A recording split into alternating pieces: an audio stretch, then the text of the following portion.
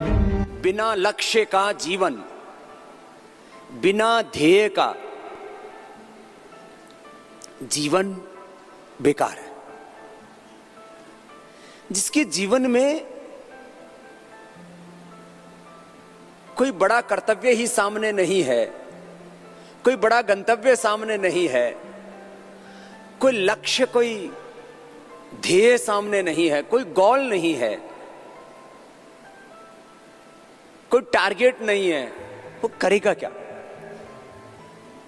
कुछ लोग तो लक्ष्य निर्धारित ही नहीं कर पाते हैं।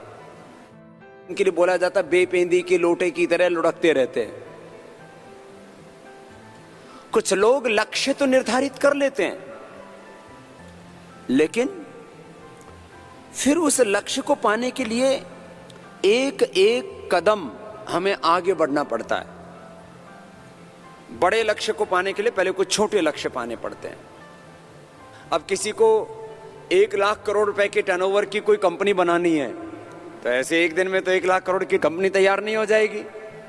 हो सकता है पहले वर्ष उसको 1 करोड़ रुपए का टर्नओवर हो, अगले वर्ष हो सकता है वो 5-10 करोड़ कर ले, 10 गुना भी बढ़ जाए। हो सकता है अगले वर्ष वो 10 करोड़ से 100 करोड़ हो जाए, 100 करोड़ से फिर 500,000 करोड़ हो जाए। यदि पहले से कोई बहुत उसने तपस्या की हुई है, उसके पास बौद्धिक बल, आत्मिक बल, सामाजिक बल, आर्थिक बल, राजनैतिक बल, आध्यात्मिक बल, सेवा बल बहुत अधिक है, तो वो जल्दी भी इस लक्ष्य को पा सकता है। लेकिन एक क्रम है, एक चरणबद्ध यात्रा होती है, स्टेप बाय स्टेप, एक के बाद दूसरे सीढ़ी पर हमें आरोहण पाना होता है। देखो, एक बड़े लक्ष्य को पाने के लिए यह साधन है। हेल्दी बॉडी होनी चाहिए आपकी, शार्प माइंड होना चाहिए, innovative, creative, productive, positive mindset होना चाहिए आपका, बहुत स्किलफुल होना चाहिए आपको।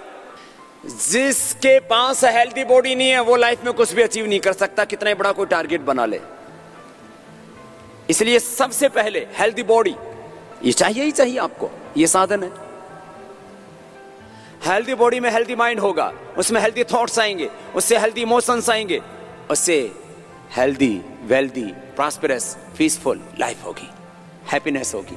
सुखस्य मूलम धर्म, धर्मस्य मूलम अर्थ, अर्थस्य मूलम राज्यम, राज्यस्य मूलम इंद्रियजय, इंद्रियजयस्य मूलम विनय, विनयस्य मूलम वृद्धोपसेवा। ये क्रम है जीवन का। जिसके जीवन में कोई अर्थ नहीं होता वहां अनर्थ होता है, दरिद्रता होती है। और दरिद्रता न धर्म है, न अध्यात्म है, न जीवन है। दरिद्र व्यक्ति कुछ भी नहीं अचीव कर सकता। इसलिए दरिद्रता किसी के जीवन में नहीं होनी चाहिए, लेकिन वो अर्थ स्वार्थ के लिए नहीं होना चाहिए। हां, कुछ लोग अर्थ से भी अनर्थ करते हैं। अर्थ की एक दिशा है अनर्थ, अर्थ की एक दिशा है स्वार्थ, अर्थ की एक दिशा है परमार्थ। तो हमारा अर्थ परमार्थ के लिए होना चाहिए, लेकिन होगा तभी तो कुछ होगा।